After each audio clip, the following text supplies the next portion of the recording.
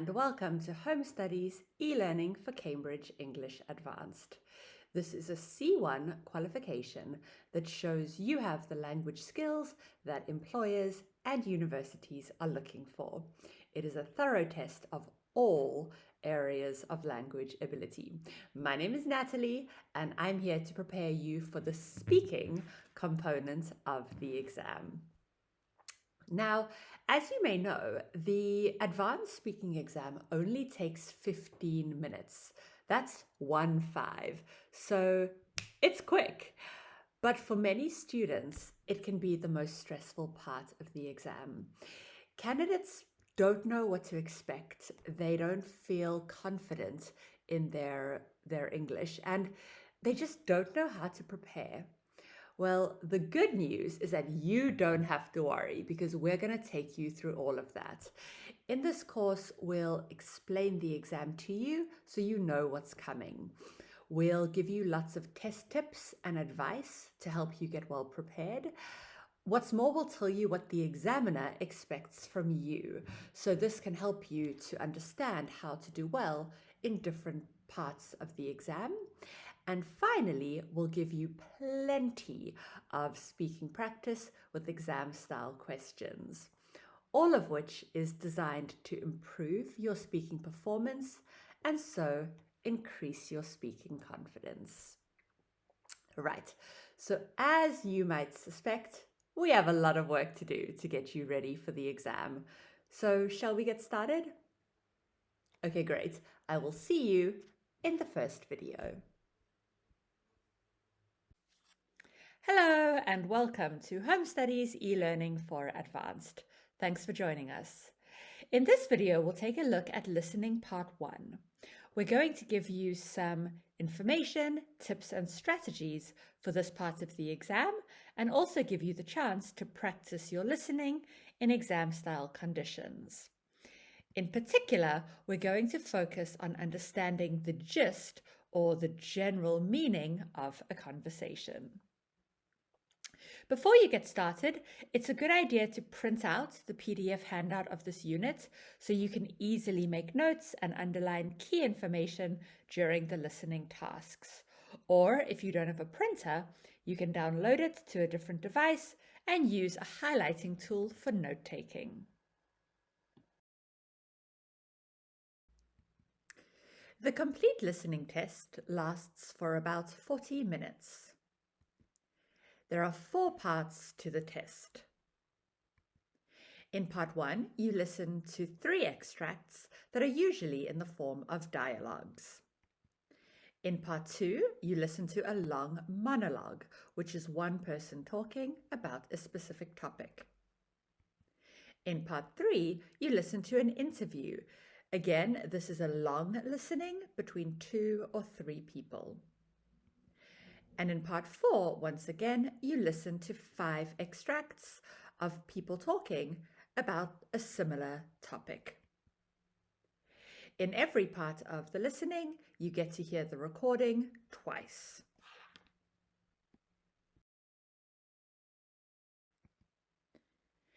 In the listening test, you need to write all your answers on a separate answer sheet. So you don't need to do this during the test as you're listening. You can just write your answers and your notes on the question paper, but you have 5 minutes at the end of the test to transfer all of your answers to the separate answer sheet. So when you do this, make sure that you transfer your answers very carefully so you don't make any mistakes and you don't lose any unnecessary marks. You get 1 mark for each correct answer in the listening test. So that gives you 30 marks in total. If you get 26 out of 30, this is a C2 pass. This means you've done extremely well in your exam. If you get 18 out of 30 or more, this is a C1 pass. And if you get 13 out of 30 or more, then you would get a B2 pass.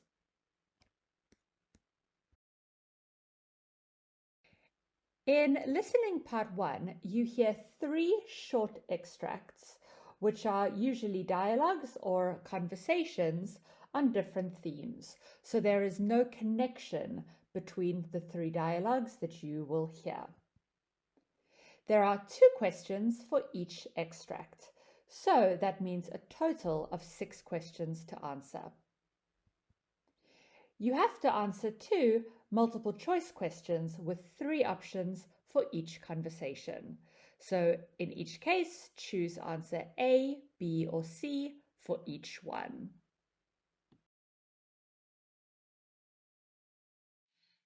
This part of the test assesses how well you are able to identify the gist or the overall meaning or the main idea of a conversation or what the 2 people are speaking about.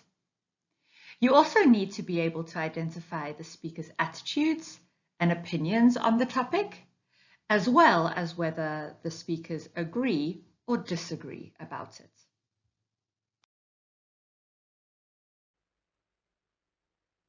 Let's go over some tips which can help you to do better in this part of the exam.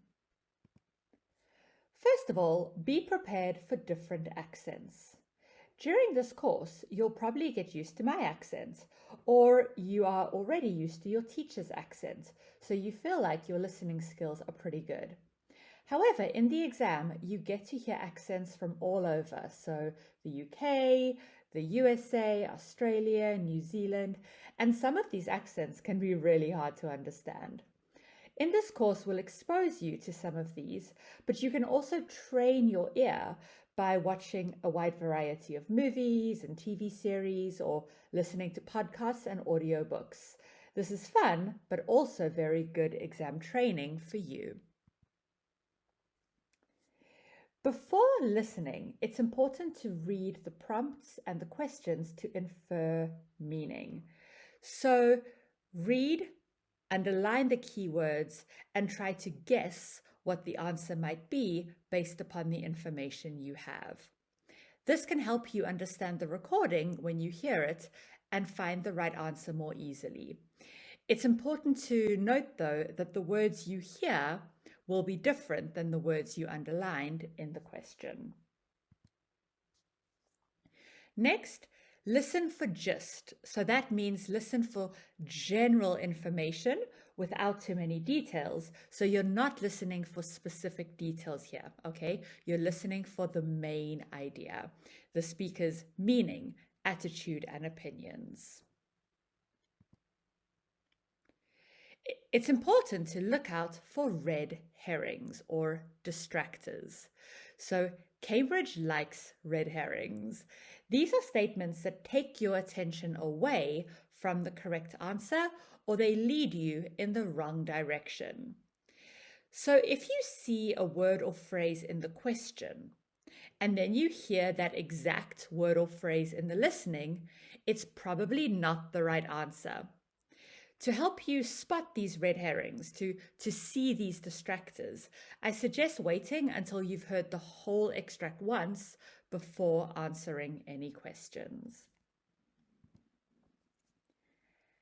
And to consolidate, take time to analyze the audio scripts. It can take a little bit longer, but by studying the transcript, you'll be able to see which of Cambridge's traps you fell into or which red herrings you missed. You'll also be able to pick up useful discourse markers like right, well, anyway, mind you, actually, so you can underline these, make a note of these, and try and use them in your own speaking.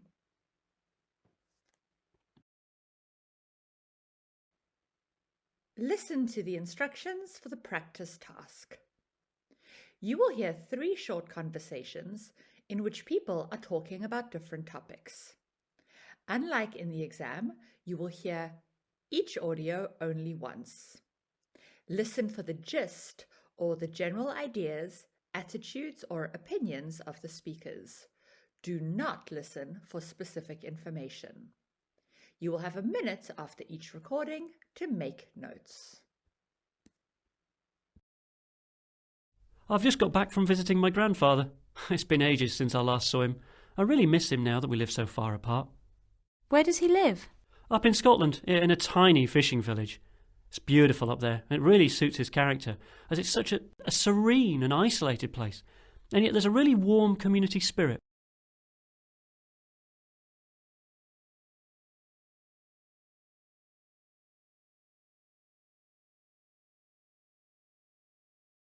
You always got away with murder because you were the baby of the family. No, I was just better behaved than you. Sure you were. That's why you were always finding excuses for all the things you did and blaming stuff on us when you were about to get caught. It's not my fault I was smarter than you. Cunning would be a better way of putting it. It had nothing to do with intelligence. In fact, you were a bit of a dunce at primary school. Oh, cheers. Well, I certainly made up for it, didn't I? Where's your degree then, clever clogs?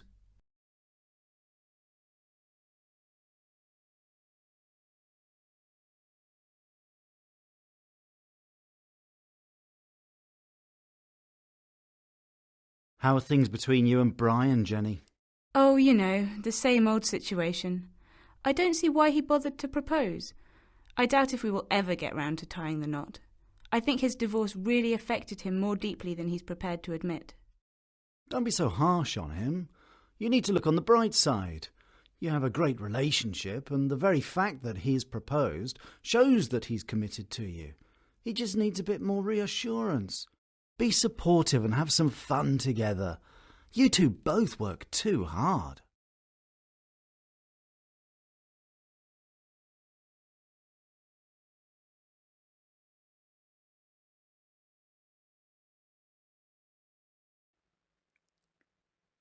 Take a moment now to compare your answers to the suggested answers below. Press pause and press play again when you're ready to continue. You'll hear 3 different extracts. For questions 1 to 6, choose the answer A, B or C, which fits best according to what you hear. There are 2 questions for each extract. First, you will listen to extract 1. Before you listen, read through the questions and underline the keywords. I will give you 20 seconds to do this task.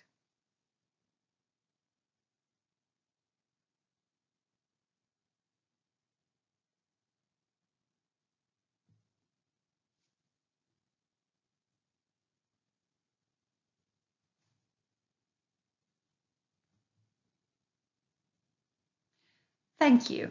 Now let's check your answers. In question 1, the key information is about the man's reaction. So what is his attitude, or what is his opinion of the majority of visiting bird watchers? Is it option A, that they speed, that they drive too fast? Is it option B, that they are ignorant, so that they don't have a good understanding or a good knowledge of one of nature's delights? Or is it C, that he doesn't understand why, so what is the reason that they come to the area? In question 2, speakers is an important bit of information to highlight, because there it's the plural form. So we know that in this case, both speakers need to agree on some particular point made in the extract.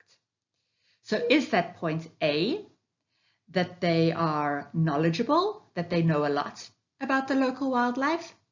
Is it B, that they both work for some wildlife conservation group in the area?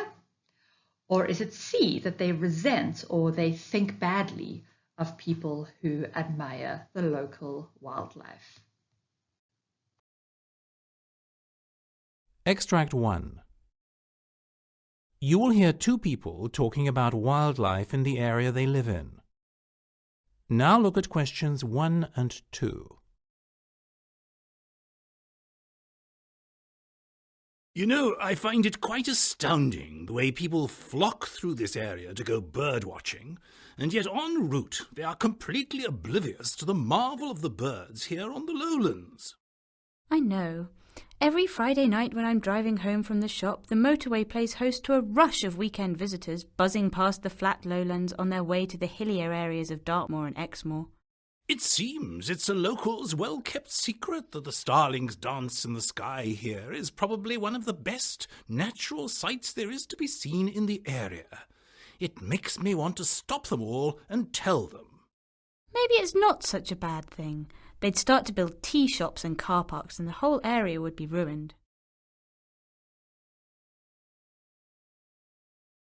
Now you will hear the recording again. You know, I find it quite astounding the way people flock through this area to go bird watching, and yet en route they are completely oblivious to the marvel of the birds here on the lowlands. I know. Every Friday night when I'm driving home from the shop, the motorway plays host to a rush of weekend visitors buzzing past the flat lowlands on their way to the hillier areas of Dartmoor and Exmoor.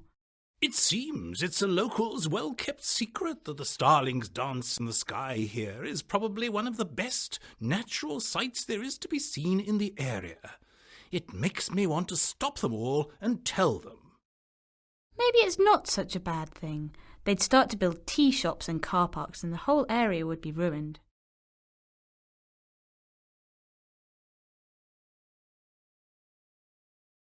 Let's take a look at your answers.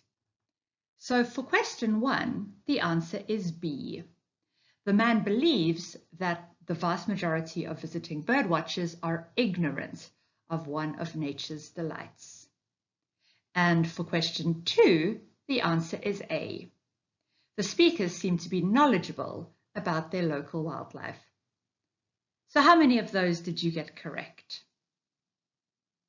Okay, so now let's take a look at the audio script to analyze why you got the question right, or if you didn't, where you went wrong. Take a moment and look at the transcript. Try to find the exact quotation that shows us that the man believed that the majority of birdwatchers are ignorant to nature's delights. Press pause and press play when you'd like to check your answer. Did you highlight the right part? Oblivious is a synonym of ignorant.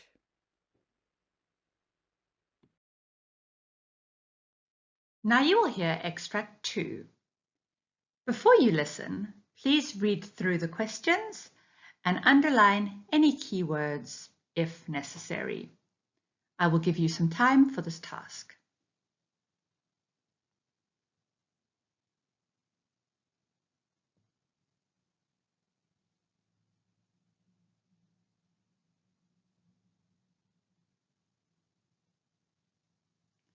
Thank you. Now let's check what information you underlined. So as you can see in this extract, there isn't very much to underline because the questions and the answers are both quite short. However, you might want to underline the expression caused the disturbance because you need to listen and say what caused the trouble in the middle of the night.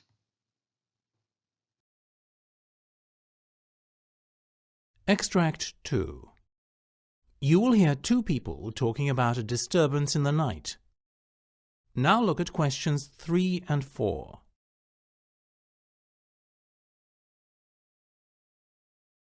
Did you hear that terrible racket last night? Yes, it woke me up. It sounded like a battleground. I thought it was a gang of youngsters messing around at first. I went to investigate because I thought we might have prowlers.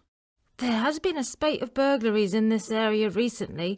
I did consider calling the police, but I couldn't see anyone out of the window. Well, from the mess around our rubbish bins this morning, it was obvious what it was, as there was litter everywhere where it had been looking for food. Our bins weren't touched, but I'm glad my cat was in, or it could have been eaten.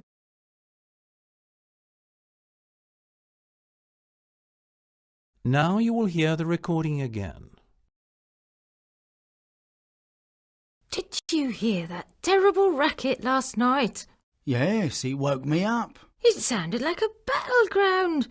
I thought it was a gang of youngsters messing around at first. I went to investigate because I thought we might have prowlers.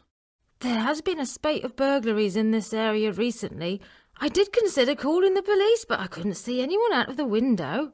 Well, from the mess around our rubbish bins this morning, it was obvious what it was, as there was litter everywhere where it had been looking for food. Our bins weren't touched, but I'm glad my cat was in, or it could have been eaten.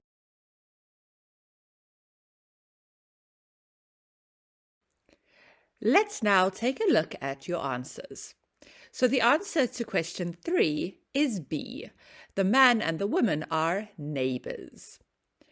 And the answer for question 4 is C. A wild animal probably caused the disturbance. Right, so let's go and look at the audio transcript to see why these are the correct answers. Take a look at this part of the audio transcript and try to highlight or underline the quotations that support your answers to questions 3 and 4. First, let's analyze the options for question 1. So this question is a little bit tricky. You have to try and infer the answer from looking at the context. So because you can see there in the last 2 sentences, the man says, our rubbish bins. And then the woman contrasts that with saying, well, our bins. So the implied information there is that they have different bins. So if that's the case, then they can't be flatmates and they can't be married because they don't live in the same place.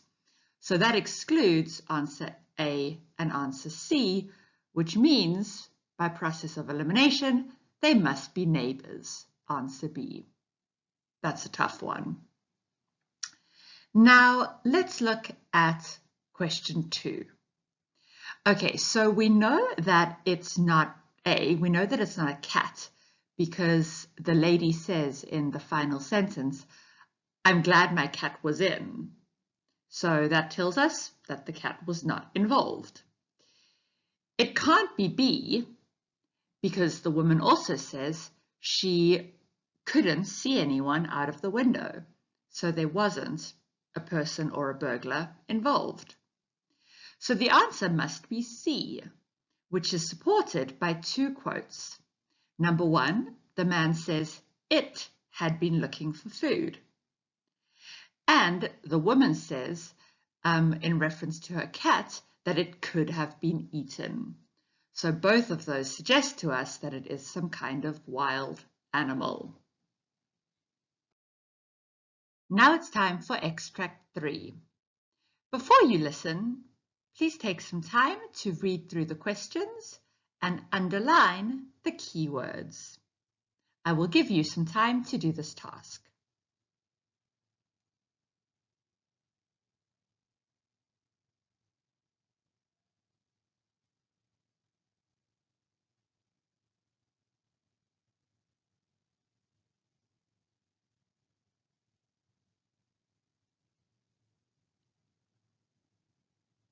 Thank you. Now let's compare our keywords. The keyword in question 5 is woman. So we need to focus on her opinion rather than on the man's. So is the answer A, that there are no obvious benefits to the landfill sites? She doesn't see the purpose or the point of having them. Is it B, that they cause disease and illness amongst local people? Or is it C, that they are not as bad as incineration? So they are bad, but they're just not that bad in comparison to burning. In question 6, the key language is plans. We need to focus on what they say about plans. So is it A, that they have been temporarily, so rather than permanently stopped? Is it B, that they will never be implemented, so they will never be realized? Or is it C, that they have been stopped by protesters who are blocking the research? So in C, both of these pieces of information must be true for C to be the correct answer.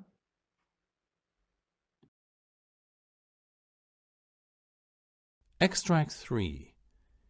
You will hear two people discussing a site where domestic rubbish is officially dumped. Now look at questions 5 and 6.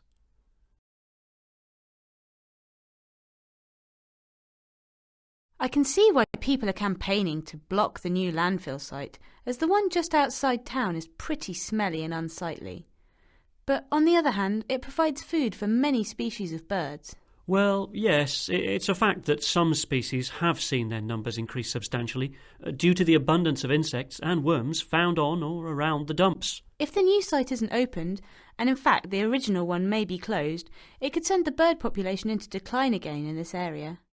But it has been argued that birds feeding on these sites regularly die of poisoning.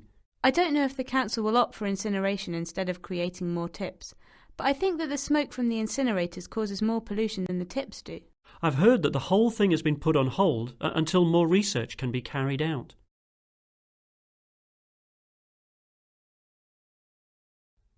Now you will hear the recording again. I can see why people are campaigning to block the new landfill site, as the one just outside town is pretty smelly and unsightly.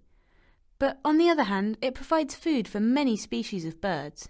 Well, yes, it's a fact that some species have seen their numbers increase substantially due to the abundance of insects and worms found on or around the dumps. If the new site isn't opened, and in fact the original one may be closed, it could send the bird population into decline again in this area. But it has been argued that birds feeding on these sites regularly die of poisoning.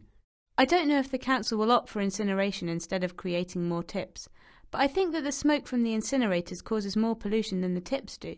I've heard that the whole thing has been put on hold until more research can be carried out. Let's take a look at your answers. So the answer for 5 is C, that according to the woman, landfill sites are not as bad as incineration. So in other words, incineration is much worse than the landfill sites. And the answer for question 6 is A, that the plans to build a new landfill site have been temporarily stopped. So how many of those did you get right? Okay, good. So let's take a look at the audio script to see why these are the correct answers. Take a look at this part of the audio transcript and try to highlight or underline the quotations that support your answers to questions 5 and 6. The audio script for extract 3 is actually rather long, so we'll just look at a didacted or shortened version of it. For question 5, there is a clear quotation that supports C as the answer. The woman says, "I think that the smoke from the incinerators causes more pollution than the tips do." Now, a tip in British English is another word for a rubbish dump or a landfill site. So her argument is that the incinerators are more harmful to the environment than the landfill sites. And for question 6, when it comes to the plans, the speakers do mention the protesters. They say people are campaigning to block the new landfill site. However, they do not mention blocking any research. So this is a red herring. The answer is only partially true, so it cannot be C. Again, there is a clear quotation that supports A as the answer. It says the whole thing has been put on hold. So to put something on hold means to stop it for the time being. And that brings us to the end of listening part 1. Thank you for taking the time to watch this video. I really hope that it's been helpful for you. But before we wrap up, I just want to give you one final tip. And listen up, okay, because it is a good one. Many candidates think that they don't need to worry about time management in the listening, but that is not true. Good time management can earn you valuable extra minutes in your exam. Okay, so what do I mean by that? Well, you are taking a course to prepare yourself for the exam, and that's great. Good for you, because not everyone does that. So you will know what to expect in different parts of the exam. You won't need to listen to Cambridge's long, slow introduction that gives instructions for every task. You can skip the introduction and go straight to part 1, start reading and underlining keywords. And to be honest, you can skip the introductions to the other parts too when you get there. You will know what to do, so there's no need to wait. You can just go ahead and do it. Okay, and on that note, please do go ahead and do the practice activities that we have linked to this video. So good luck with those, and I will see you in listening part 2. In this video, we'll take a look at listening part 2. We're going to give you some information, tips and strategies for this part of the exam, and also give you the chance to practice your listening in exam-style conditions. In particular, we're going to look at how to listen for detail, so listening for specific rather than general information. Before you get started, it's a good idea to print out the PDF handout of this unit so you can easily make notes and underline key information during the listening tasks. Or if you don't have a printer, you can download it to a different device and use a highlighting tool for note-taking.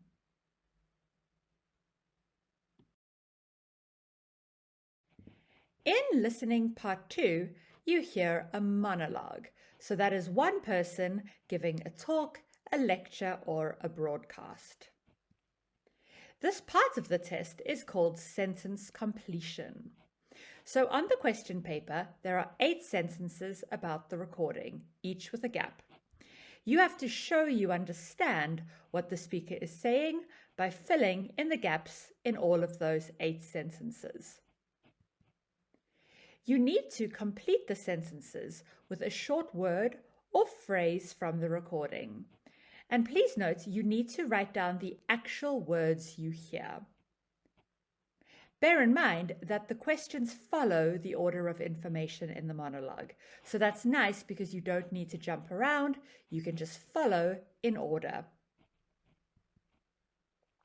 And like with every part of the listening exam, you get to hear the recording twice.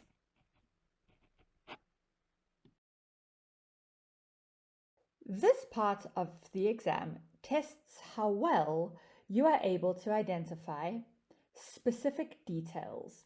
So not the gist or the general meaning, but the specific information like nouns, names, or numbers. Most often, though, you need to write down the nouns that you hear. It also tests how well you can understand the speaker's opinions, so what they think and what their attitudes are.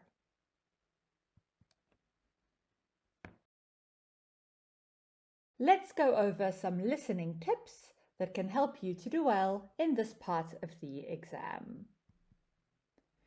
Before you listen, look closely at the gaps. So before the recording starts, you should get some time to read through the task. When you do this, check what type of information you need and what type of words will fill the gaps. To help you with this, you should learn about word families and sentence structure and think about what type of word you need to put in the gap to make the sentence grammatically correct. When you read, practice predicting the answers. You see, listening for a specific piece of information is much easier than listening to a whole recording, as you can get easily lost. Even if you don't predict the correct word, you'll be more likely to find something similar that could fit the gap.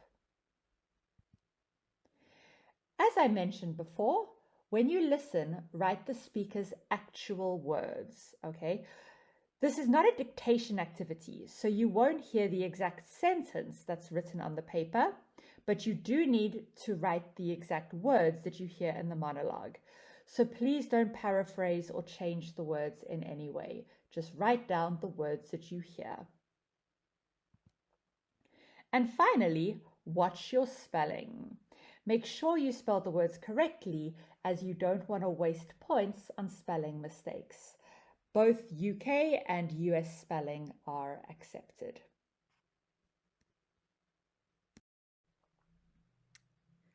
Look at this question from a listening task.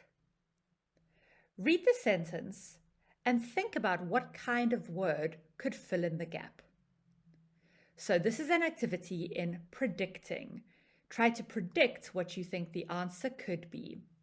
Write down 4 words or phrases that could complete the sentence. Press pause on the video and press play when you're ready to review. Now look at the first part of the audio script. Often you will hear several words that could fit the gap, but only one matches the meaning of the sentence. So, what is the correct answer? Well, here actually there are 2 possibilities. So they would accept both my own boss or self-employed. So that would be either a noun phrase or an adjective. Were any of your original guesses correct? Well, if so, you've done a really good job of predicting the right answer. And the more you practice predicting, the better you will get at this task. Let's do a bit more practice with prediction. So look at another question from the same listening task. Read the sentence and write down the part of speech that is needed here. Then think of 3 examples that could complete the sentence. Press pause on the video and press play when you're ready to review. As you might have worked out, the gap requires a comparative adjective. So in this case, he says he is older or a bit older than the other students. So any kind of comparative would have been a good prediction.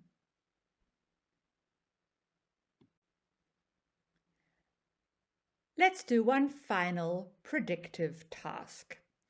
Look at this question, again from the same listening task. Read the sentence and then think about which of the following 4 options, A to D, could complete the sentence. Think about why. So press pause and press play when you're ready to review.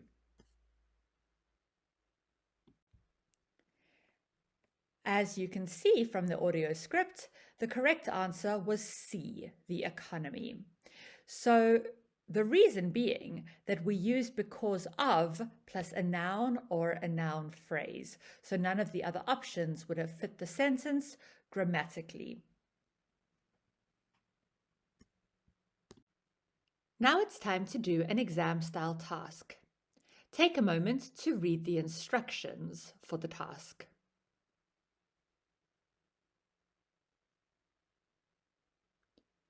Before you do the listening activity, you need to do 2 things. Number 1, underline the key information in each question. And number 2, look at the gaps and try to predict what kind of word could go in the gaps. Press pause on the video and do this for questions 7 to 10. Then press play when you're ready to go on to questions 11 to 14. Continue the same as before. Underline the key information in each question and try to predict what kind of word can fill in the gaps 11 to 14. Press pause on the video and press play when you're ready to check your answers. The key information has been highlighted in green. So let's talk a little bit about what kind of words could go in the gaps. For number 7, we need an adjective, so something that can describe an increase or a percentage. In number 8, we need a noun. So ask yourself, what might inspire someone to buy a home? Maybe an advert, a TV show, something on social media. In number 9 again, we need a noun. So to live in what? So perhaps a nicer, a cheaper, a hotter country. We could be looking for a comparative as well. And number 10, we probably need a noun, so due to something. What might make it easier for people to borrow money from the bank? Here again, in questions 11 to 14, the key information is highlighted in green. So let's take a look at the gaps in greater detail. For number 11, we probably need a noun or an amount, something that collocates with only a of people. In number 12, we've got the construction some of the, which suggests we need a superlative. So for example, some of the best, some of the worst, some of the most expensive property opportunities, for example. In number 13, we need something that collocates with it isn't a good, and then presumably a noun. So a good idea, a good choice, a good decision, something like that. And for number 14, it looks like we are describing laws. So listen out for any specific type of law which might apply in this example. So now that we've done the prep work, we are ready to do the listening. So good luck, and we'll check your answers when it's done. Part 2. You will hear a radio report about British people buying holiday homes abroad. For questions 7 to 14, complete the sentences. Attracted by the prospect of their own place in the sun and an easy way of making money, the number of British people owning a second home abroad is booming as never before. Around 800,000 British households now own a second home abroad, up by 15% since June 2004, according to research published this week. The boom has been fueled by television programs about people buying abroad and assisted by the rise in property values in Britain, low interest rates and the availability of cheap no-thrill flights. A better climate remains the main reason, with more than half of the nearly 2,000 people questioned giving that as their principal reason for buying overseas. However, an increasing number are seeking to invest in new builds, with 40% of respondents saying that making money was their prime motivation, while 38% wanted a future retirement property and somewhere to take their family. A senior financial analyst said that the property boom has increased levels of housing equity, while the low interest rate environment has allowed other prospective property purchasers to take advantage of relatively cheap borrowing. Overall, Spain remains the most popular destination for living abroad, with 43% naming it as their preferred location. Next is France, followed by Australia and Italy.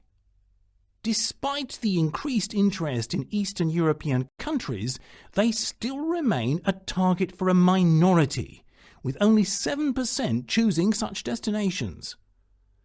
People like Bulgaria because it is a short flight from London, enjoys a Mediterranean-style climate in summer, as well as skiing in the winter. It has safe swimming in the Black Sea and boasts the cheapest property prices in Europe. Additionally, it is about to join the EU and low-cost airlines are expected to expand their routes there.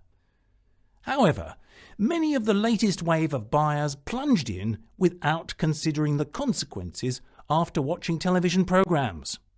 Generally, it tends to work better if you want a holiday home rather than an investment, because a lot of people don't realise that tax and inheritance laws are different abroad. Plus, ownership rights can also be problematic.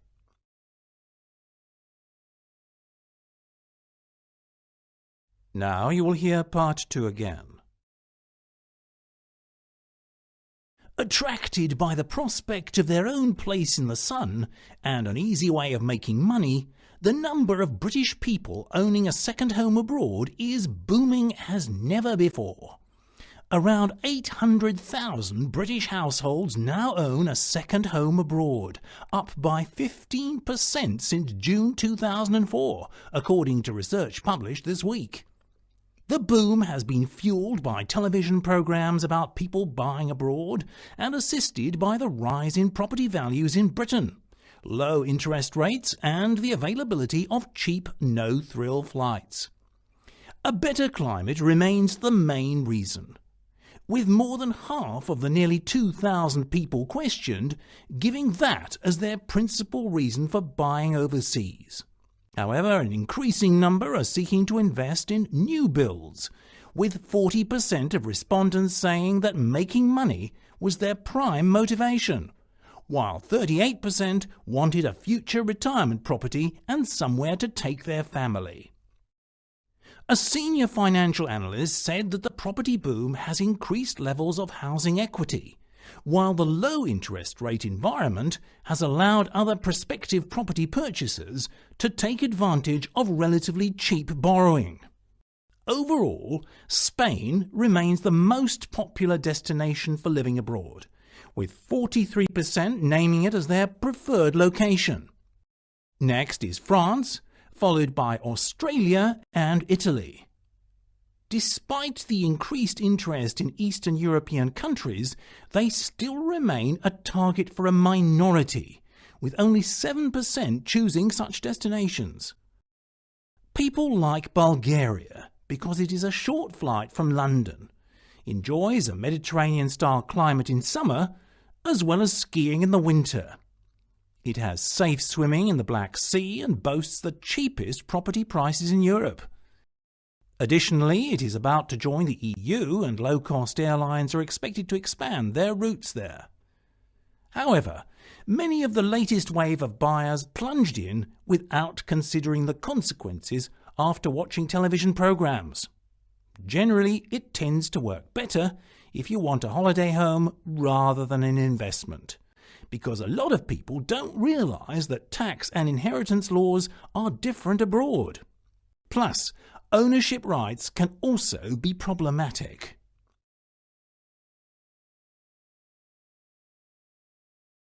That's the end of part 2.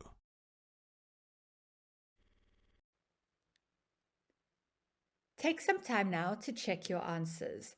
And remember, please do pay attention to spelling. Press pause on the video and press play again when you're ready to continue. Now it's time to do an exam-style task. Take a moment to read the instructions for the task.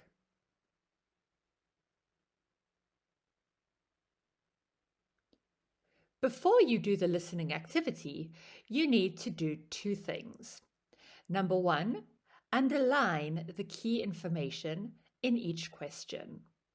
And number 2, look at the gaps and try to predict what kind of word could go in the gaps. Press pause on the video and do this for questions 7 to 10. Then press play when you're ready to go on to questions 11 to 14. Continue the same as before. Underline the key information in each question and try to predict what kind of word can fill in the gaps 11 to 14. Press pause on the video and press play when you're ready to check your answers.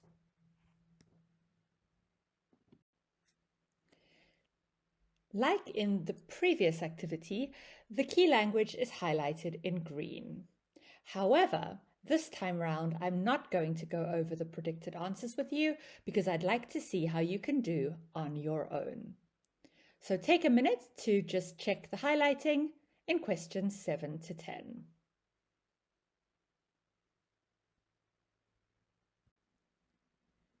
And check the highlighting in questions 11 to 14.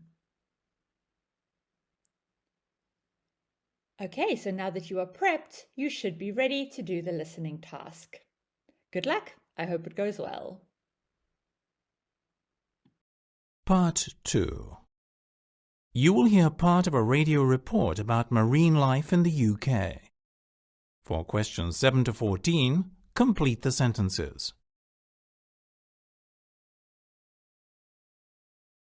Nowhere is the need for the ecosystem-based management more pressing than in British waters. According to WWF UK, our marine environment is facing more problems than ever, not only from conventional threats such as overfishing, pollution and coastal development, but also from sand and gravel extraction and construction associated with offshore wind farms and the sequestration of carbon dioxide. Those species most in danger include the turtle, shark, Atlantic salmon and pink coral, while such habitats as salt marshes and seagrass and marl beds also face considerable pressure. At present, specific areas within UK waters are protected according to UK and EU legislation as marine nature reserves or special areas of conservation. But these areas are failing to halt the decline. Scientists recommend that 20 to 30% of the marine environment should be fully protected from damaging and extractive activities.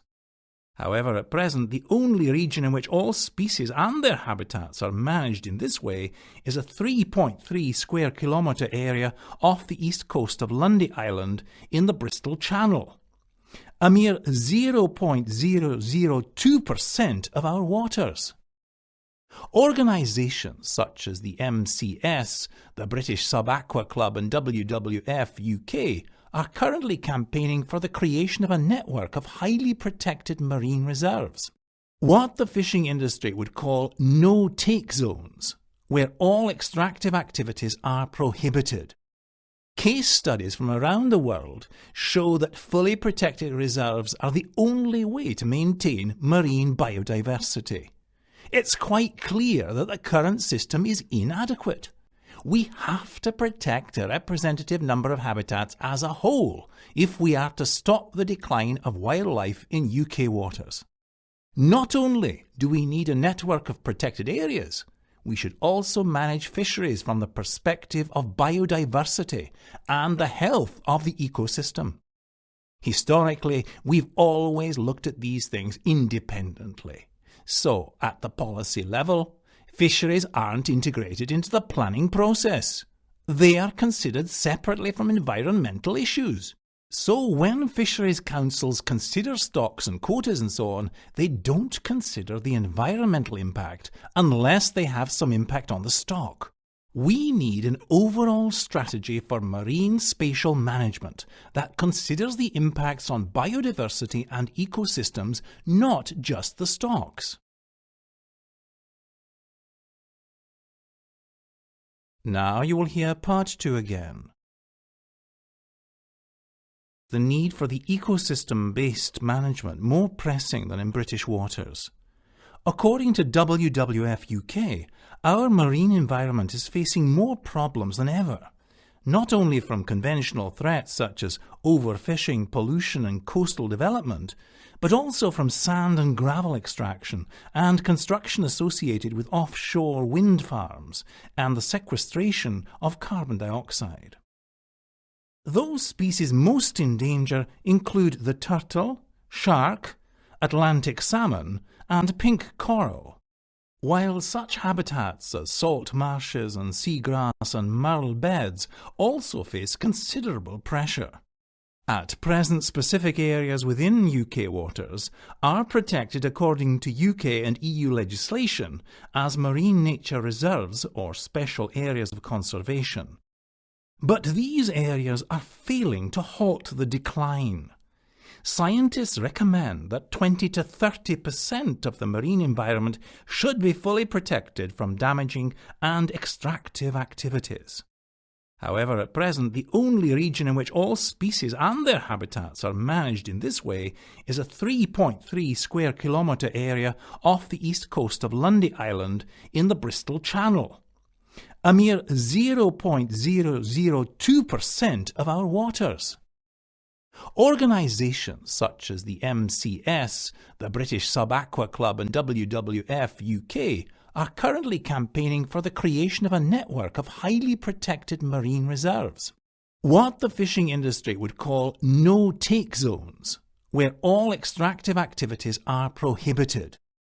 Case studies from around the world show that fully protected reserves are the only way to maintain marine biodiversity.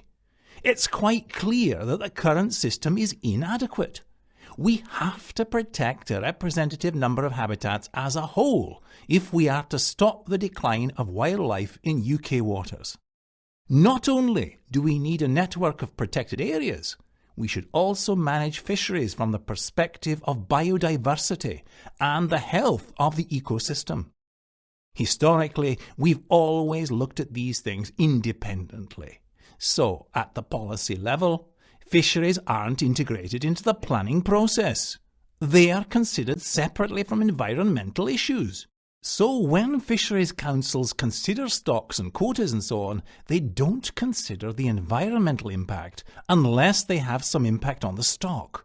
We need an overall strategy for marine spatial management that considers the impacts on biodiversity and ecosystems, not just the stocks. That's the end of part 2.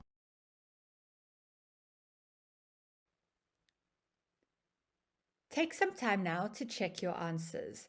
And remember, please do pay attention to spelling.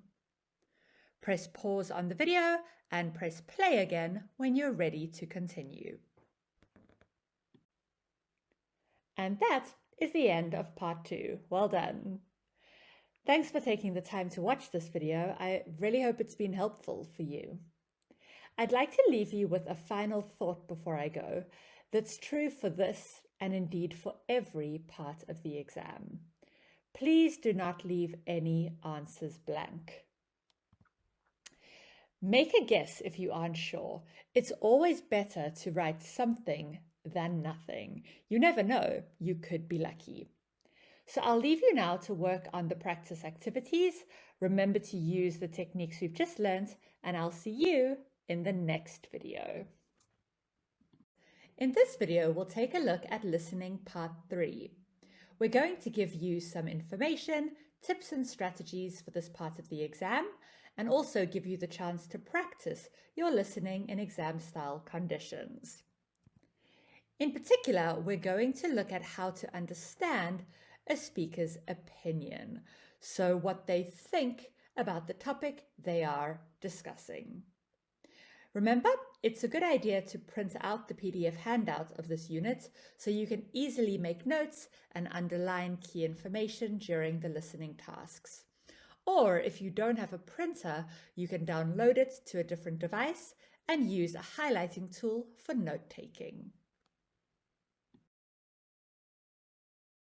In listening part 3, you hear an interview or a conversation between 2 or more speakers. It is another multiple choice activity like part 1, but this time there's only one recording and it's quite long.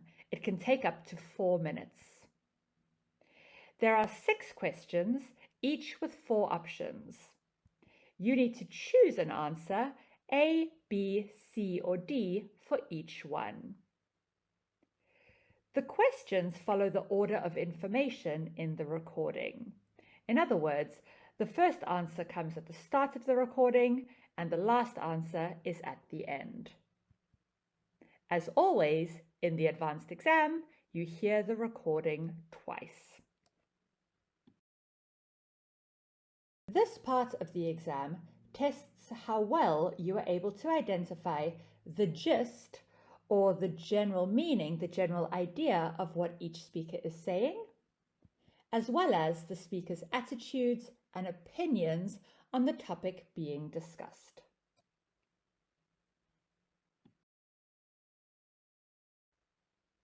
Let's take a look at some listening tips which can hopefully help you to do well in this part of the exam. Firstly, before you listen, read the questions and underline or highlight the main idea in each one. It's important for you to use the time provided to read the questions carefully and think about possible answers. Underline keywords in the 6 questions or statements so you know exactly what you need to listen for. Start by reading all the questions, and then if you have time, go back and start reading the options. Listen for the same ideas, not the same words.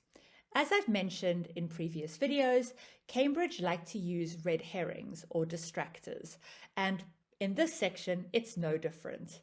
If you hear a word or a phrase that is exactly the same as what is written in the question or options, it could be a trick. For example, if option B uses the word privilege and one of the speakers uses the word privileged, then it's probably not the answer. So think again. Choose all the correct answers you can the first time you listen to the recording. Don't worry about missing a question. You can leave it and listen for the answer to the next question. Check your answers when you listen to the recording the second time. You can also then try to fill in any questions you have missed. It's a good idea as well to wait until the speaker has finished a particular turn before choosing an answer. The speaker may mention an important piece of information at the end of his turn, so don't hurry to choose an option. It's better to listen to everything they have to say in that particular answer before deciding on what the correct answer would be. And finally, eliminate answers that you know or can clearly tell are wrong. It's always a good idea to start off with crossing out the answers you know are not correct.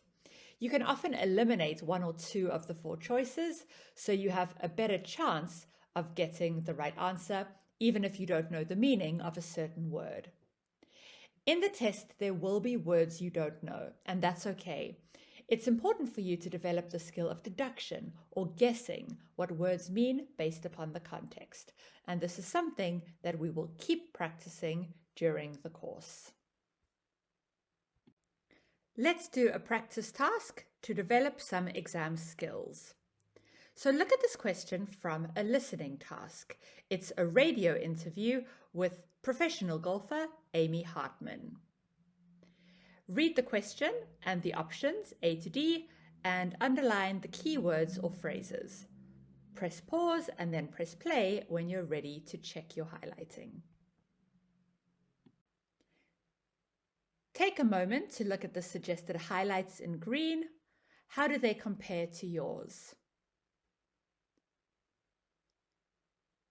Okay, so if you're ready, let's go on and do the listening. Let's see if you can find the correct answer. We are here today with golfing phenomenon Amy Hartman. She won countless national and international tournaments. Now, Amy, I was glancing through your website profile and noticed that you were involved in a variety of sports throughout junior high and high school. What did golf have that these other sports were lacking that pushed you to keep playing? I felt like I could become more successful with golf. I realise it more and more now that unlike track, volleyball and gymnastics, golf is a lot easier on my body as well. I will be able to play golf a lot longer than any other sport that I have ever participated in. What was your answer? Did you put B?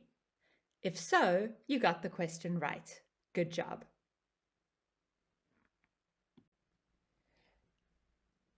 Let's take a look at the audio script and see exactly what Amy says, and then try to analyze why B is the correct answer.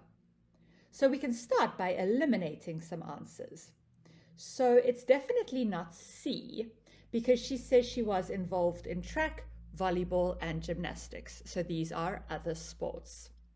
And we can cross out A and D because she doesn't say anything about her particular sporting talents or her favorite sports. However, she does clearly say that golf is a lot easier on her body, and so it will allow her to play for longer. So that's B, and that's one more point in the listening test.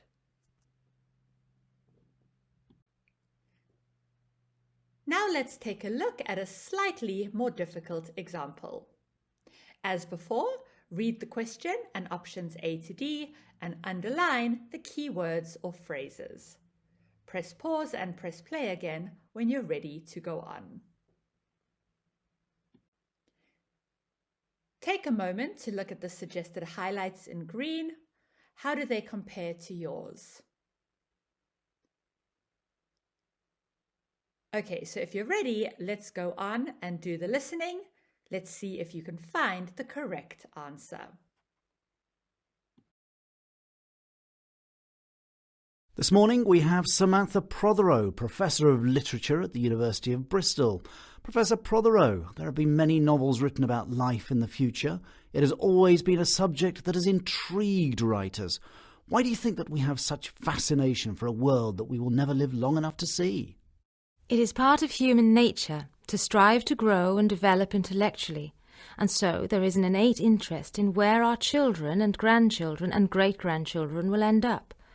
It's not so much a fear for their future or a desire to be there with them. It's more about the adventurer in us. Can you give us some background on Huxley and his acclaimed novel Brave New World? Aldous Huxley wrote Brave New World in 1932 while he was living in France and England. By this time, Huxley had already established himself as a writer and social satirist. He was a contributor to Vanity Fair and Vogue magazines, had published a collection of his poetry entitled The Burning Wheel in 1916, and published 4 successful satirical novels. Did you also put B? Well, if so, well done. That again is the right answer. Let's now take a look at the audio script to see exactly why. Let's start by eliminating some answers. So it's definitely not A, because the professor clearly says that he had already established himself as a writer, so he wasn't trying to launch his career at this stage. And we can cross out C, because while it's known he was living in England and France, we have no information about if he was happy or not. So what about D? Well, it can't be that, because he had published 4 successful novels. So even if you don't know what satirical means, it's clearly a style of writing that he preferred. So we can guess that he had decided what kind of writer he wanted to be. So by process of elimination, we can guess that the answer is B, and that's correct. So even if you don't know what a satirist is, you can still get to the right answer. And by the way, a satirist is a person who comments on problems in society and social behavior in a funny way.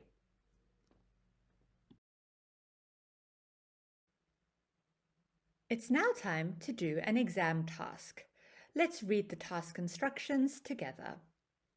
You will hear an interview with a man who enjoys ice skating in the Netherlands.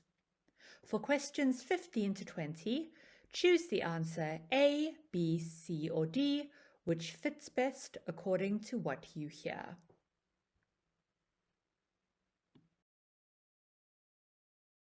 When winter comes, get yourself to the Netherlands. Strap on some skates and swoop along the canals and frozen fields. For Conrad Wimmer, it's the only way to travel. Conrad, how did your passion for skating begin? Well, my passion started 15 years ago when I was living in the canal-crossed city of Delft during a 10-day freeze. I'd already studied skating technique as demonstrated by the muffled-up skaters in the paintings of Averkamp and Bruegel. I joined friends to swoop and glide across the ice. Well, actually, it was more skids and tumbles, but with a bit of practice on the local duck pond, I mastered a rough approximation of the classic skate pose, hands clasped behind my back and legs lazily scissoring back and forth. So, how can someone join in this wonderful ice frolicking? Ah, there's the problem. Unlike mountains or oceans, which are always there to climb up or sail across, a good freeze only comes from a country in the climatic lottery. Thus the chance for the Dutch to be wild adventurers on their own land comes only every few years. And then, I guess, a few keen skaters skid around on the ice for a day or two, right? No, actually, pretty much the whole country closes down while everyone takes to the ice. Kids traditionally demand ice time, but then so do all the adults. Still, surely you must need to be an obsessive skater to attempt the long tours. Only if you want to skate the 200-kilometre cross-country race around the 11 cities course in less than 7 hours. Even then, 16,000 non-racing amateurs start before dawn to follow the same 200 kilometres, with most managing to cross the finish line before midnight. But racing aside, if you explore the frozen canals of the Netherlands, you'll enter the wonderful romantic world of the authentic traditional Netherlands, a country of hidden farmyards, lazy cattle, and interesting locals who look as though they are from another era. You'll glide across solidified frozen lakes with fish frozen into the ice. Occasionally signs will lean out of holes in the ice announcing dangerous ice as the surface cracks and groans with shifting temperatures. And you'll see lines of laughing skaters shooting past like colourful water snakes. Finally, Conrad, do you have any tips for the novice skater? Well, for a start, forget the hardcore all-in-one skates. Learn from the skaters on the old paintings who wore normal boots with blades attached to them. They're cheap to buy second-hand or new. Never skate alone or away from other skaters, and always stick to recognised routes where the ice has been checked for strength. Avoid ice under bridges, near to factory outflows, under trees or close to locks. Fields flooded to make outdoor rinks provide the safest place to learn on. Figuring out how to stop should be your first priority. And for goodness sake, keep warm. Speedy skaters, you never know, you might be a natural, tuck sheets of newspaper down the front of their trousers to avoid wind chill-assisted hypothermia. When winter comes, get yourself to the Netherlands. Strap on some skates and swoop along the canals and frozen fields. For Conrad Wimmer, it's the only way to travel. Conrad, how did your passion for skating begin? Well, my passion started 15 years ago when I was living in the canal-crossed city of Delft during a 10-day freeze. I'd already studied skating technique as demonstrated by the muffled-up skaters in the paintings of Averkamp and Bruegel. I joined friends to swoop and glide across the ice. Well, actually, it was more skids and tumbles, but with a bit of practice on the local duck pond, I mastered a rough approximation of the classic skate pose, hands clasped behind my back and legs lazily scissoring back and forth. So, how can someone join in this wonderful ice frolicking? Ah, there's the problem. Unlike mountains or oceans, which are always there to climb up or sail across, a good freeze only comes from a country in the climatic lottery. Thus the chance for the Dutch to be wild adventurers on their own land comes only every few years. And then, I guess, a few keen skaters skid around on the ice for a day or two, right? No, actually, pretty much the whole country closes down while everyone takes to the ice. Kids traditionally demand ice time, but then so do all the adults. Still, surely you must need to be an obsessive skater to attempt the long tours. Only if you want to skate the 200-kilometre cross-country race around the 11 cities course in less than 7 hours. Even then, 16,000 non-racing amateurs start before dawn to follow the same 200 kilometres, with most managing to cross the finish line before midnight. But racing aside, if you explore the frozen canals of the Netherlands, you'll enter the wonderful romantic world of the authentic traditional Netherlands, a country of hidden farmyards, lazy cattle, and interesting locals who look as though they are from another era. You'll glide across solidified frozen lakes with fish frozen into the ice. Occasionally signs will lean out of holes in the ice announcing dangerous ice as the surface cracks and groans with shifting temperatures. And you'll see lines of laughing skaters shooting past like colourful water snakes. Finally, Conrad, Do you have any tips for the novice skater? Well, for a start, forget the hardcore all-in-one skates. Learn from the skaters on the old paintings who wore normal boots with blades attached to them. They're cheap to buy second-hand or new. Never skate alone or away from other skaters, and always stick to recognised routes where the ice has been checked for strength. Avoid ice under bridges, near to factory outflows, under trees or close to locks. Fields flooded to make outdoor rinks provide the safest place to learn on. Figuring out how to stop should be your first priority. And for goodness sake, keep warm. Speedy skaters, you never know, you might be a natural, tuck sheets of newspaper down the front of their trousers to avoid wind chill assisted hypothermia. Take a moment to check your answers.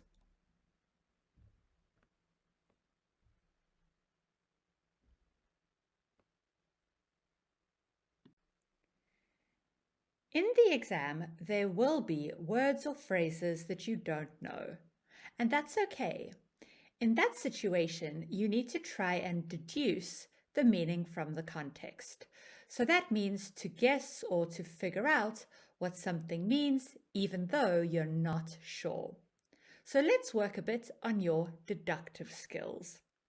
Your task is to try and define or explain the words in blue in your own words. Use the context of the sentence and the listening task in general to help you. Now pause the video and press play when you're ready to review your answers. Let's take a look at the suggested definitions. So number 1, to strap on means to fasten something in position. In this example, the ice skates. Number 2, to swoop means to move very quickly and smoothly, like a bird, for example. Number 3, frolicking, as a gerund, is playing in a happy, energetic, carefree way. Number 4, novice describes a beginner or a person who isn't very experienced at doing something. And number 5, obsessive, describes thinking about someone or something too much. So how many of those definitions did you get?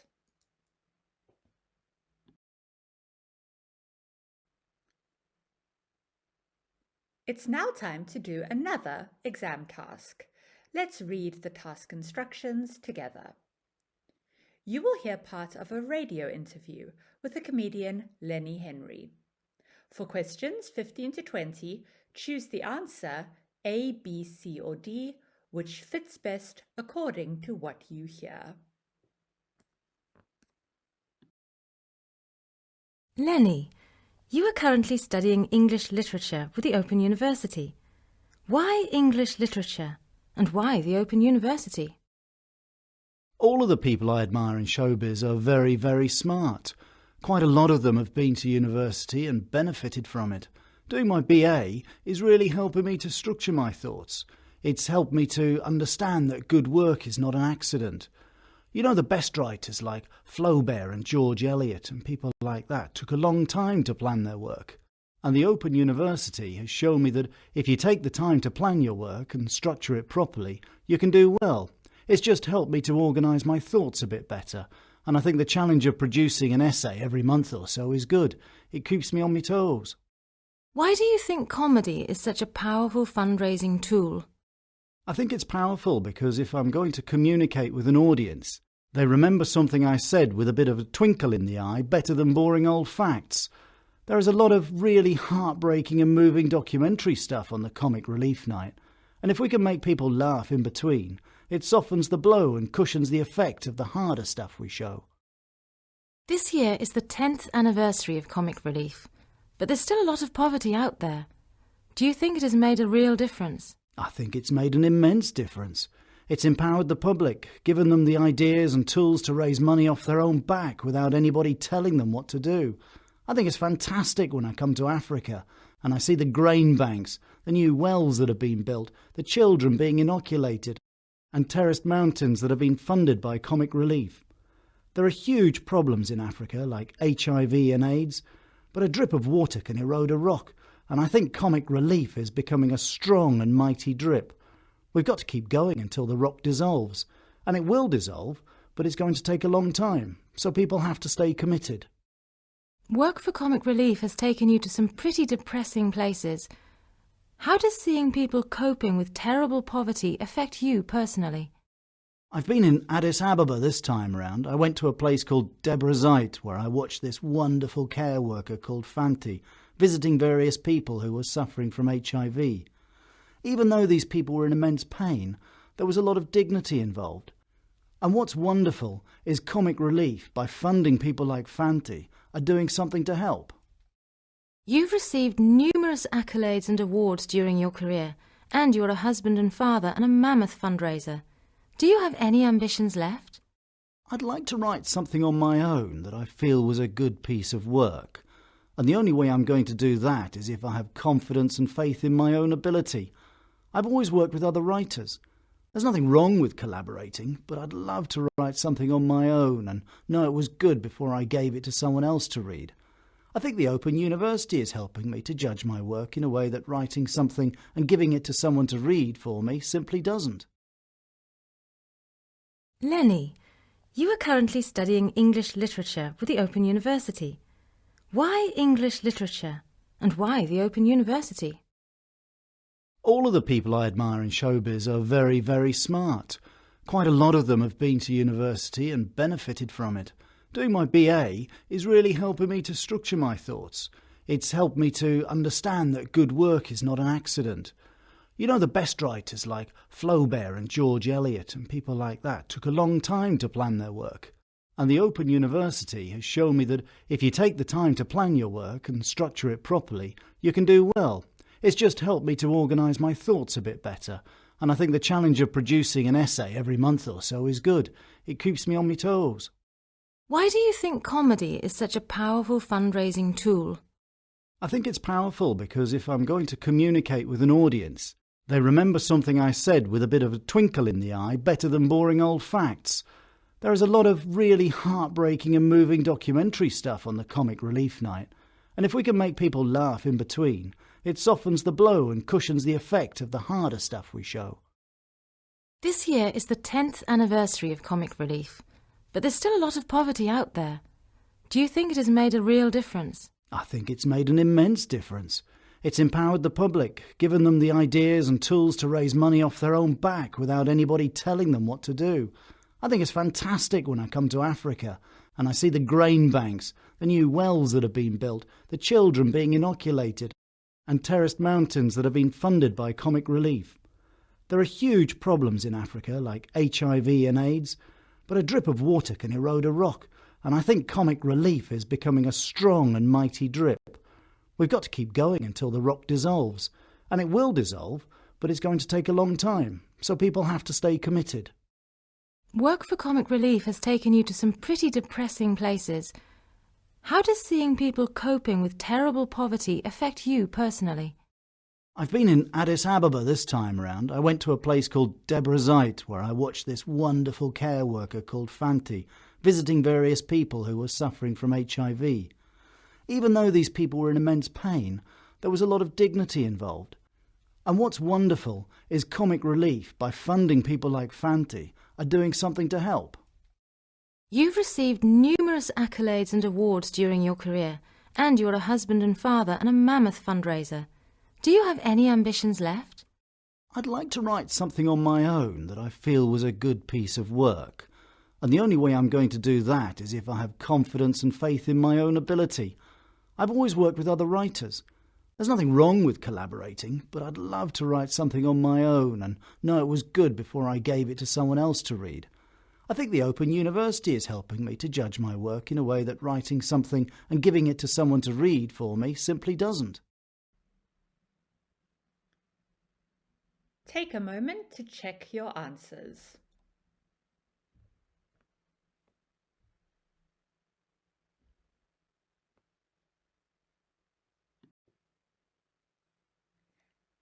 Let's do a bit more practice with deduction. Your task is to try to think of a synonym for the words in blue. So that is a word with the same or nearly the same meaning.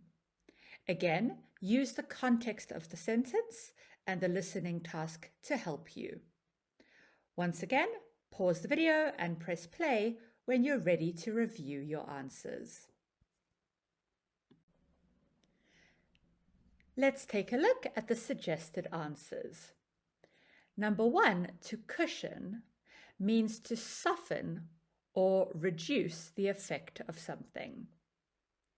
Number 2, inoculated is the same as vaccinated against a disease. Number 3, an accolade is an award. Number 4, mammoth means extremely big or huge. And number 5, dignity is similar to pride, self-respect, or grace. So how many of those synonyms did you get?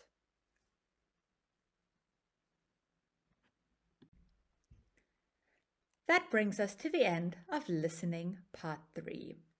Thank you for taking the time to watch this video. I hope it's been informative and that you've learned something. Before I leave you, I would just like to share one final thought and let you know or warn you about the fact that you have to be ready for the longest part of the test.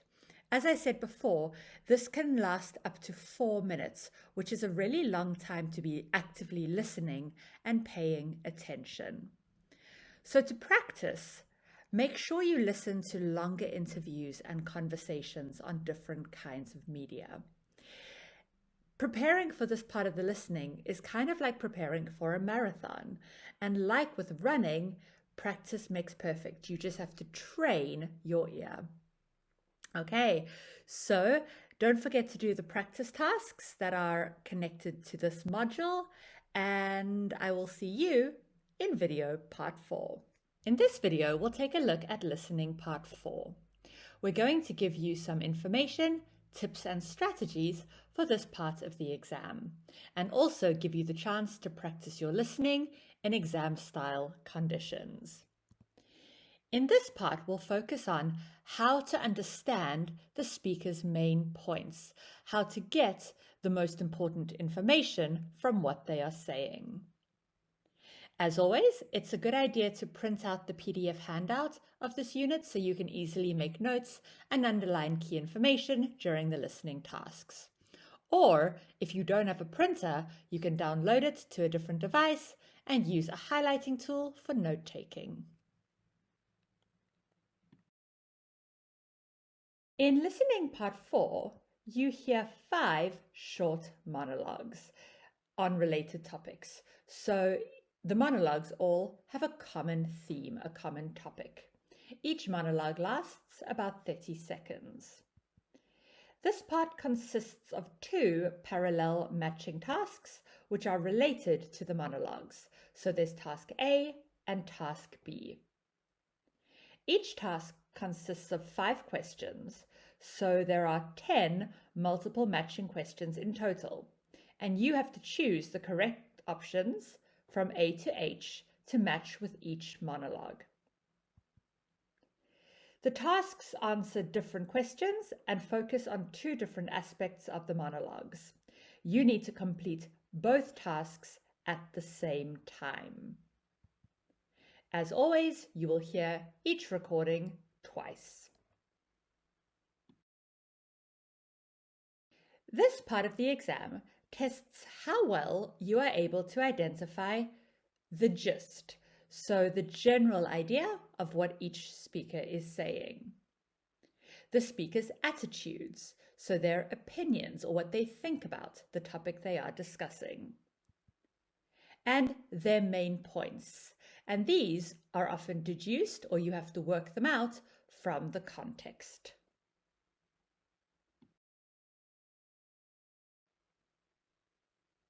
Right, let's go over some listening tips which can hopefully help you to do well in this part of the exam. First of all, before you listen, read both tasks and underline the key ideas in each option. So this is really important because if you highlight the main ideas, then you know exactly what you should be listening for. Next, listen for words and phrases that have the same meaning as the words you have underlined. The speaker is unlikely to use exactly the same words as are in the options, so listen out for paraphrases or synonyms or things that are said in a similar way. As you listen to each speaker, try to answer the questions in both tasks. So just remember, you could hear the answer for task 2 before the answer to task 1, as the answers in each monologue can be in any order. And if you cannot answer one of the questions on your first listening, please don't worry. You get to listen twice for a reason. When you listen again, you might hear the answer more easily, especially as some of the other answers will already be eliminated, so you'll have fewer options to choose from. And finally, wait until each speaker is finished before you choose your answer. So unlike, for example, in part 2, where the information is in order, in this activity, the information does not come in an order. The answers to the tasks may come at the beginning, the middle, or the end of what each speaker says.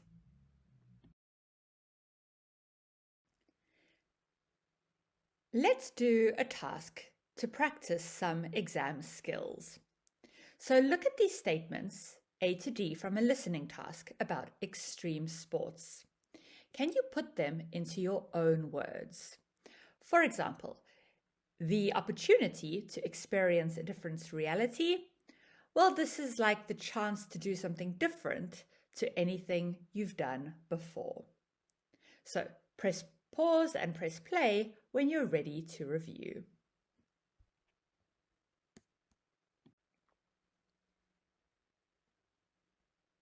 Take a moment now to compare your answers to the answers written in green.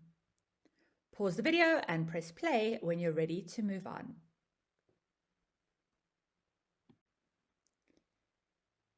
Let's take a look at the audio script for speaker 1. So can you find a phrase or sentence which has the same meaning as one of the statements A to D? Use your notes to help you. Press pause and play the video again when you're ready to check. What was your answer? Did you get C? Well, the abundance of choices, or as we said, the wide variety of things to climb, is the same as the countless ice walls that one can choose from. So there is the link, and that's why C is the correct answer. Let's try another one. This one is a bit more difficult because there is a red herring or a distractor that can lead you to the wrong answer. Once again, find a phrase or sentence that has the same meaning as one of the statements A to D. Press pause and play the video again when you're ready to review. And what's your answer here? Did you find the distractor? So the answer is B. It talks about the importance of posture or the position of the body when doing an activity. And in the audio script, it mentions the importance of maintaining a stable stance on the snowboard. So there's the connection. That means B is the right answer. The distractor is D. It says the tendency is for all beginners to get severely injured. They do mention beginner snowboarders, but say they normally get injured rather than always, and they say nothing about how serious the injuries are. Let's break down the tasks step by step. We'll start with task 1. You will hear 5 short extracts in which people are talking about animals. For questions 21 to 25, choose from the list A to H the person who is speaking. This is just a practice task, so you will hear the audio and read the audio script for each speaker one at a time. This is just to help you get started. As you listen, make a note of the words or phrases in the text that support your answer. Speaker 1. I'm proud of the relationship we have with the animals. It's not always easy here, and there are days when I get deeply upset because an animal's sick and nothing can be done to save it. On the other hand, we're doing some wonderful things in the way of conservation, and we're linked up with satellites and with other institutions worldwide to keep track of certain species. The value of this work cannot be underestimated. We're protecting different species for future generations to enjoy.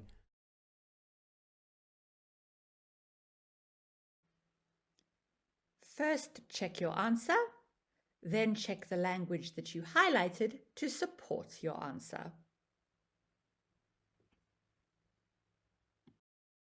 Speaker 2. I was always a very active person, and I've always been surrounded by animals. As a child, we would have several cats and dogs in the house. Now that I live in sheltered housing, my dog is good company for me. I'd be tempted to not leave the house at all some days, but he gives me a reason to get some fresh air and exercise. I think I'd put on a lot of weight if I didn't have him. He keeps me young at heart, too. On the whole, I prefer my own company. But you do chat to people a lot when you have a dog. They are good icebreakers. First, check your answer. Then check the language that you highlighted to support your answer.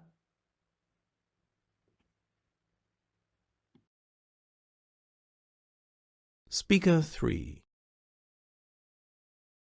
I have immense respect for animals. Well, let's face it, my life would be totally different without them. It's not just about companionship, it's mutual trust. We couldn't do without each other. What we could do without is people on the street coming up to us and causing a distraction. I can understand why it happens, but people don't stop to think. Basically, she's doing a job and people forget that.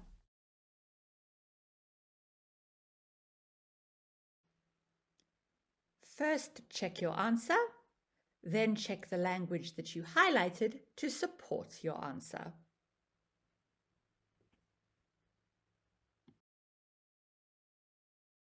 Speaker 4. It's surprising how common animal allergies are. I've been allergic to cats all my life. My eyes start to water, I have trouble breathing. I have a lot of patients with allergies of various kinds, and finding the cause of the allergic reaction can be quite tricky at times. I have one patient who's seriously allergic to her dog, but she insists on keeping it. Now that, to me, doesn't make any sense at all, no matter how attached they may be to the animal. First, check your answer. Then check the language that you highlighted to support your answer.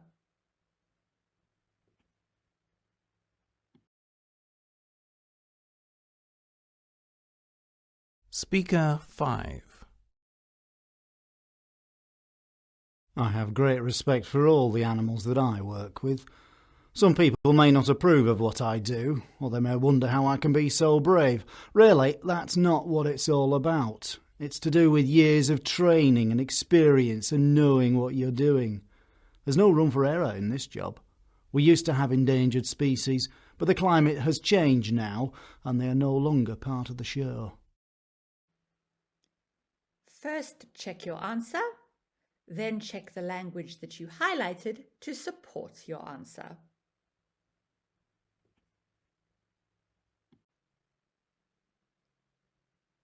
Now it's time to take on task 2. So again, let's read the practice task instructions together. For questions 26 to 30, choose from the list A to H what each speaker is expressing. You will hear the audio, but this time you will not have the audio scripts to help you. Before you listen, highlight or underline the key ideas in the options on the list. Please take 30 seconds to underline or highlight the key ideas on the list.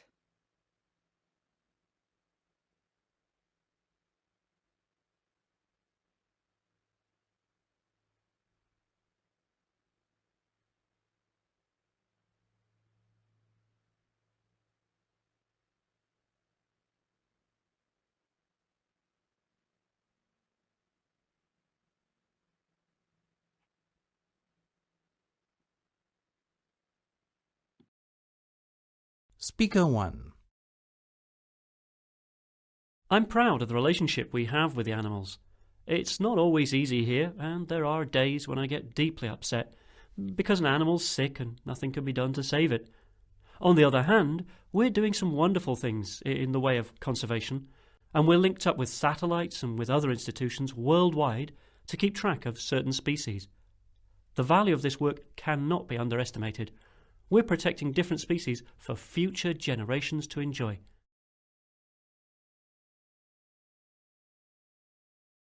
Speaker 2. I was always a very active person, and I've always been surrounded by animals. As a child, we would have several cats and dogs in the house. Now that I live in sheltered housing, my dog is good company for me. I'd be tempted to not leave the house at all some days, but he gives me a reason to get some fresh air and exercise. I think I'd put on a lot of weight if I didn't have him. He keeps me young at heart, too. On the whole, I prefer my own company. But you do chat to people a lot when you have a dog. They are good icebreakers. Speaker 3. I have immense respect for animals. Well, let's face it, my life would be totally different without them. It's not just about companionship, it's mutual trust. We couldn't do without each other. What we could do without is people on the street coming up to us and causing a distraction. I can understand why it happens, but people don't stop to think. Basically, she's doing a job and people forget that.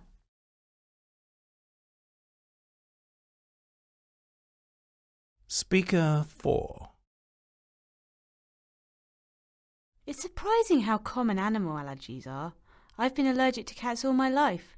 My eyes start to water, I have trouble breathing. I have a lot of patients with allergies of various kinds, and finding the cause of the allergic reaction can be quite tricky at times. I have one patient who's seriously allergic to her dog, but she insists on keeping it. Now that, to me, doesn't make any sense at all, no matter how attached they may be to the animal.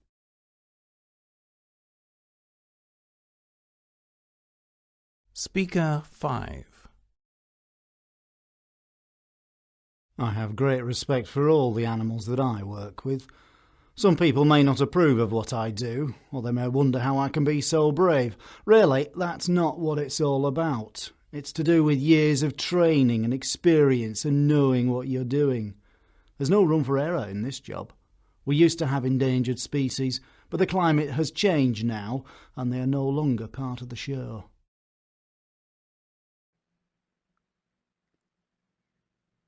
Pause the video and check your answers. How many of them did you get right?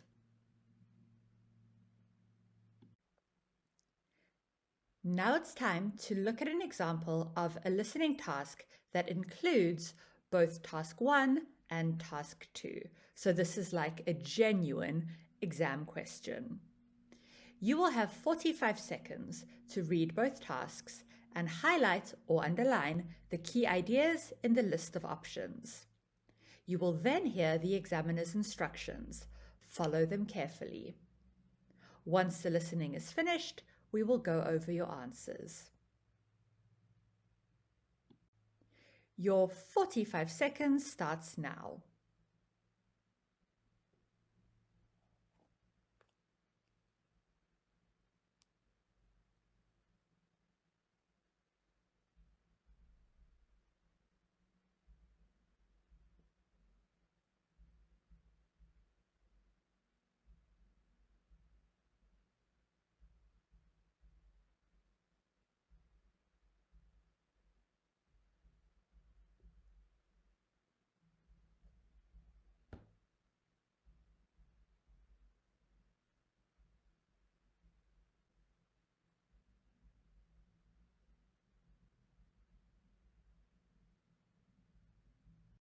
Part 4. Part 4 consists of 2 tasks. You will hear 5 short extracts in which people are talking about animals. For questions 21 to 25, choose from the list A to H the person who is speaking. Now look at task 2. For questions 26 to 30, choose from the list A to H what each speaker is expressing. While you listen, you must complete both tasks.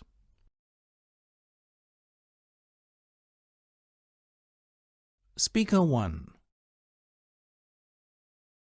There are very strict laws now about the movement of animals, especially from abroad. But, unfortunately, some people still smuggle animals into the country, as people will pay a high price for them. The fact that they're endangering many species by doing this doesn't seem to bother them. Of course, we don't deal in anything illegal, as there are plenty of interesting creatures that can be purchased without having to break the law.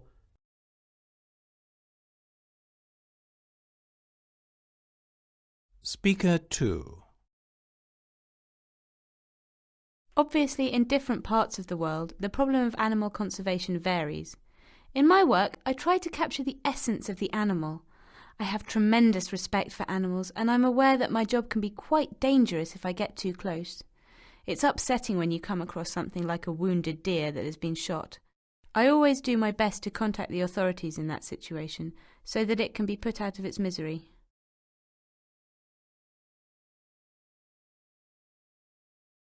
Speaker 3.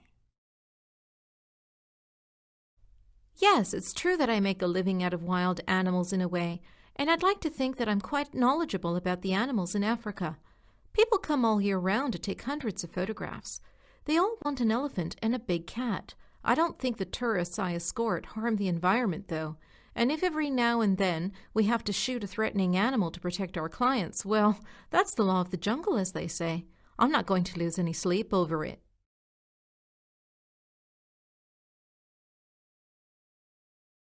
Speaker 4. It's becoming harder and harder to survive in our trade. Everything is changing thanks largely to the huge supermarket chains who want to pay us the absolute minimum. After expenses, there's very little money left for us, and they are on a huge profit. We are in danger of becoming a dying breed, and if that happens, people will get a nasty shock. Even the vegetarians would have a problem. Where will they get their dairy products if we're put out of business?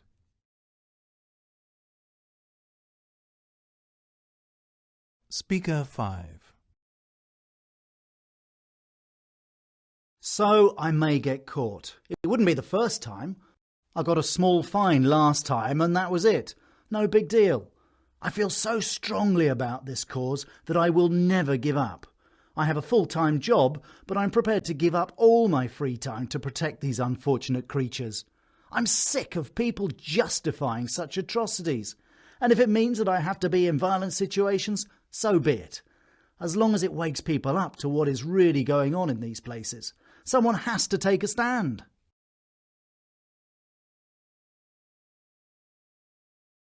Now you'll hear part 4 again.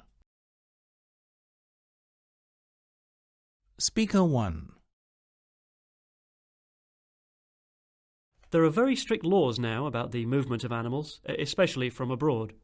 But, unfortunately, some people still smuggle animals into the country, as people will pay a high price for them. The fact that they're endangering many species by doing this doesn't seem to bother them. Of course, we don't deal in anything illegal, as there are plenty of interesting creatures that can be purchased without having to break the law.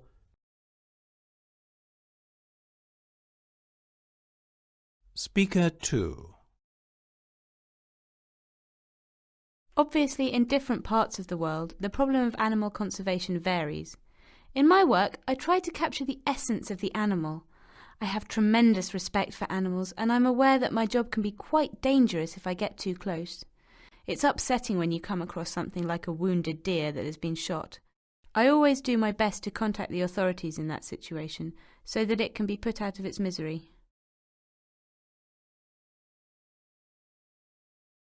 Speaker 3.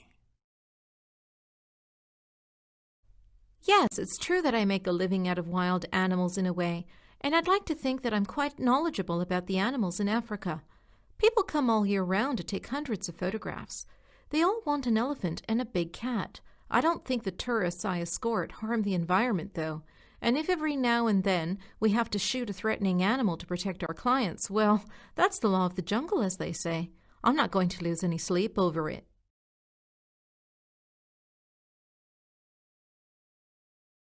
Speaker 4. It's becoming harder and harder to survive in our trade. Everything is changing thanks largely to the huge supermarket chains who want to pay us the absolute minimum. After expenses, there's very little money left for us, and they are on a huge profit. We are in danger of becoming a dying breed, and if that happens, people will get a nasty shock. Even the vegetarians would have a problem.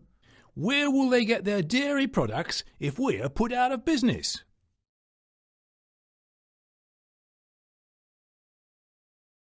Speaker 5. So I may get caught. It wouldn't be the first time.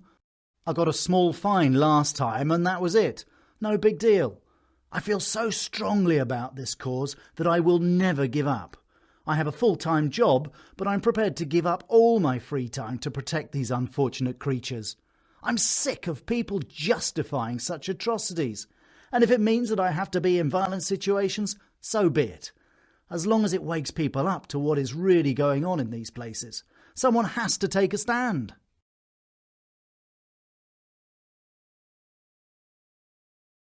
That's the end of Part 4.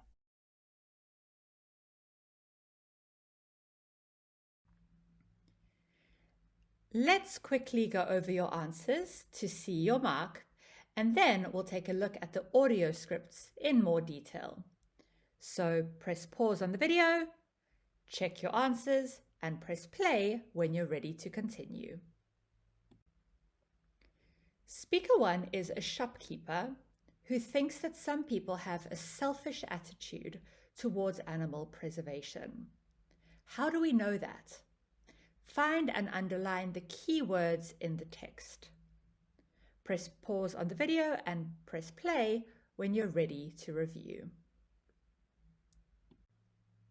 Let's check. Is the text in green the same as the text that you highlighted? Speaker 2 is a photographer who is interested in the animal's character and its appearance. How do we know that? Find and underline the key words in the text. Press pause and press play again when you're ready to review. Let's check. Is the text in green the same as the text that you highlighted? Speaker 3 is a holiday guide who believes it's not his responsibility to protect animals. How do we know that? Again, find and underline the key information in the text. Press pause and press play again when you're ready to review. Let's check. Is the text in green the same as the text that you highlighted? Speaker 4 is a farmer who feels like he is being exploited. How do we know that? Find and underline the information in the text that tells us that. Press pause and play again when you're ready to review. Let's check. Is the text in green the same as the text that you highlighted? Speaker 5 is an animal rights activist who believes that people only listen to extreme behavior. How do we know that? So, as before, find and underline the key words in the text. Press pause and press play again when you're ready to review. Let's check.